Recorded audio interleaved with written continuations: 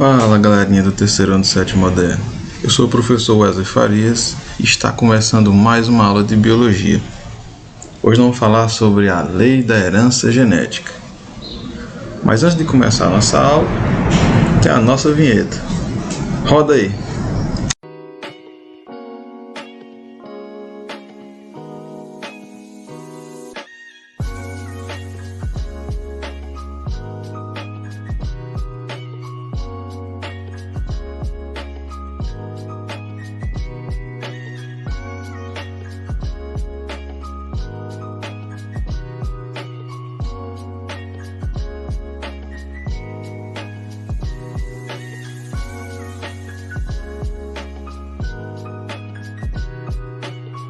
Então pessoal, vamos falar sobre genética e é importante nós sabermos o conceito de genética. Então genética ela é uma área da biologia que estuda a hereditariedade, ou seja, estuda o mecanismo de transmissão das características de uma geração para outra. E aqui vamos falar um pouquinho sobre como está a genética nos dias atuais. Então, nós podemos dizer que a genética avançou muito, modificou o nosso mundo, tornando possível, por exemplo, a criação de clones, alimentos transgênicos que são resistentes a pragas, realização de testes de paternidade, a solução de crimes, mapeamento de doenças e a realização do aconselhamento genético, uma forma de prevenção.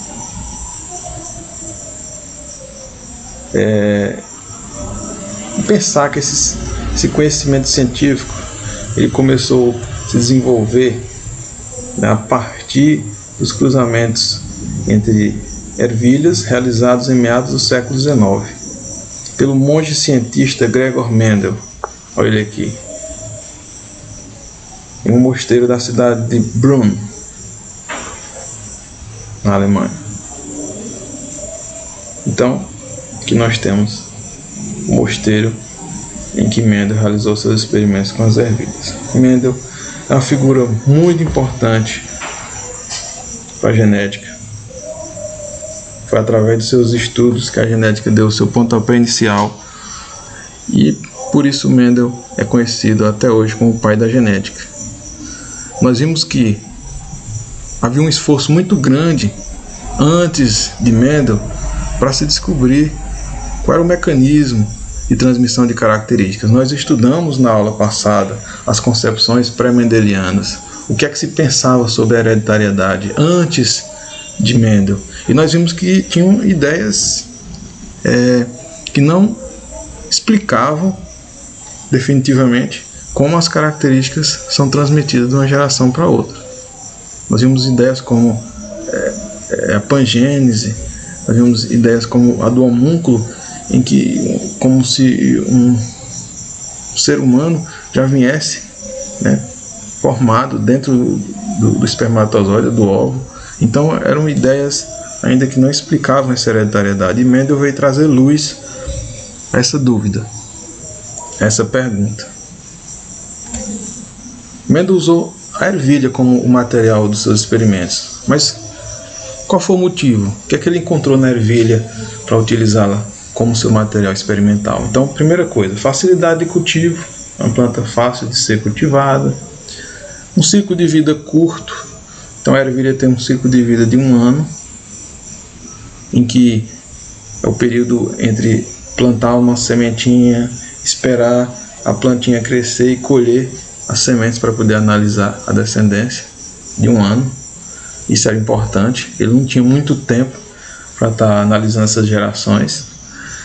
Outra característica é possuir exatamente características facilmente identificáveis, ou seja, bem contrastantes.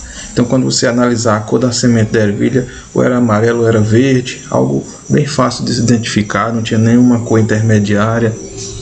E a outra característica é de autofecundação. Pessoal, a ervilha é uma planta hermafrodita, então na flor dela, ela possui as estruturas reprodutivas masculina e feminina.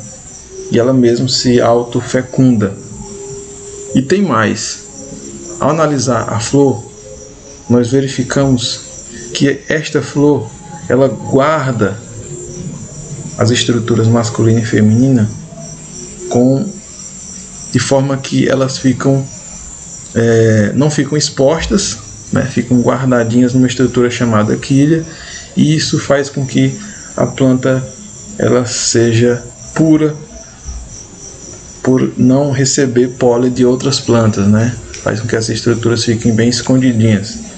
Vamos ver aqui no nosso experimento que foi realizado aqui por Mendel. Então, o Mendel realizou o que nós chamamos de fecundação cruzada, de uma forma artificial, uma polinização artificial. Ele foi lá numa flor de uma planta ervilha, abriu aqui no caso a quilha, essa estrutura que guarda, né, parte masculina e feminina, coletou o pólen com o pincel da parte masculina, foi lá na outra planta ervilha, castrou ela, cortou a parte masculina dela e pegou o pólen aqui que ele tinha colhido da primeira planta e depositou nessa segunda planta, certo? Então ele fez uma polinização artificial. E agora vamos falar sobre a análise numérica da descendência. Então, antes de iniciar o cruzamento, o Mendel certificava de estar lidando apenas com linhagens puras. O que é uma linhagem pura? Uma linhagem pura é aquela em que a planta ela sempre vai produzir, por autofecundação, é claro, plantas iguais a si mesma. Então, se ela é uma planta que produz sempre sementes amarelas, ela sempre estará produzindo sementes amarelas por várias e várias gerações. Eu posso concluir que ela é uma planta de linhagem pura, certo? Então, o Mendel trabalhava com isso, para não correr o risco de estar misturando características, né? E automaticamente está, digamos assim, fazendo com que a análise final fosse comprometida. Aqui Mendel estudou 7 características, né, principais das ervilhas. A textura da semente era lisa ou rugosa, cor da semente amarela ou verde, cor das pétalas púrpura ou branca, forma da vagem lisa ou ondulada, cor da vagem verde e amarela, posição da flor axial ou terminal, né, e altura da planta alta ou baixa. Aqui, pessoal, vamos dizer que nesses cruzamentos, a geração constituída pelas variedades puras, Mendel chamava de geração parental. Aqui, no caso, uma planta que produz sementes verdes, planta pura, cruzada com uma planta que produz sementes amarelas, pura também. Então, essas duas plantas puras constituem a geração parental. Geração dos pais, também conhecida como geração P. Desse cruzamento, nós temos a primeira geração dos filhos, que é a geração F1. Vocês observam que todos os descendentes surgiram com produtores de sementes amarelas. Não apareceu aqui descendência dessa geração parental com planta de semente verde. Todas plantas de semente amarela. O que é que Mendel fazia? Coletava essas sementes, tá? Plantava todas elas, né? Que a gente chama essa geração F1, né? Plantava todas essas sementes, deixava com que elas se autofecundassem, ou seja, todas essas sementes iam crescer, virar uma plantinha, crescer, né? Desenvolver, se autofecundar, ou seja, ele deixava com que elas se autofecundassem, todas essas sementes amarelas da primeira geração, para assim obter a segunda geração, que é a geração dos filhos, segunda geração, que é a F2. Na F2 vocês observam que já aparecia aqui já plantas com semente, produtoras de semente verde, certo? E aqui, como foi que Mendel explicou isso? Por que a característica verde não apareceu na primeira e apareceu na segunda geração? Bem, Mendel concluiu que a característica que aparecia aqui na primeira geração, que era resultado da mistura de duas características, a verde e a amarela, no caso aqui é um híbrido, né? Quem aparecia,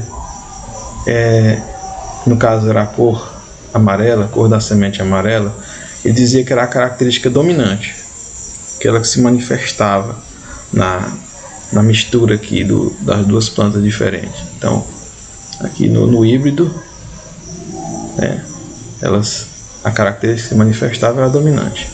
A que não se manifestava, aqui, que no caso era a planta produtora de semente verde, era a característica que ele chamou de recessiva, tá? Então, esses são os conceitos que o Mendel utilizou.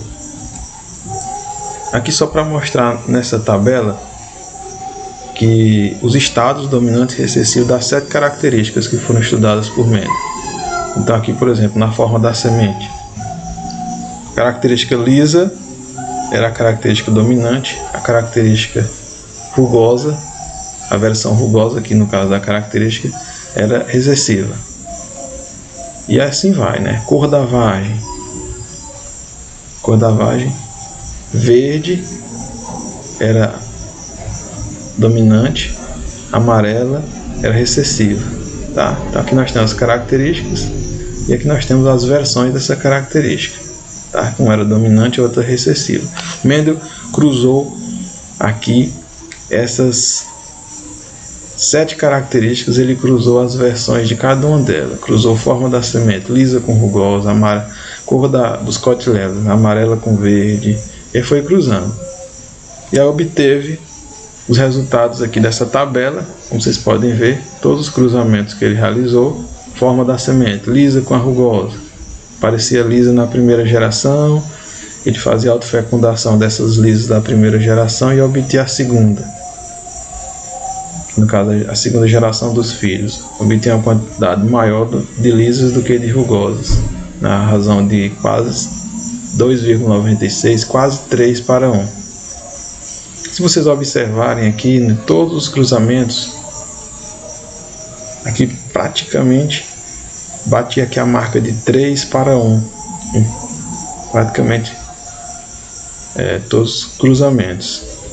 O que o Mendel observou disso é que a proporção aqui desses cruzamentos que ele realizava sempre era 3 para 1, certo? A cada 3 indivíduos da característica dominante apareceria um da característica recessiva. Pessoal, agradeço vocês pela atenção, espero ter ajudado vocês a entender melhor o que é genética, certo? Caso tenham gostado da nossa aula, deixe o like de vocês para fortalecer o canal, deixe as dúvidas nos comentários e até a nossa próxima aula.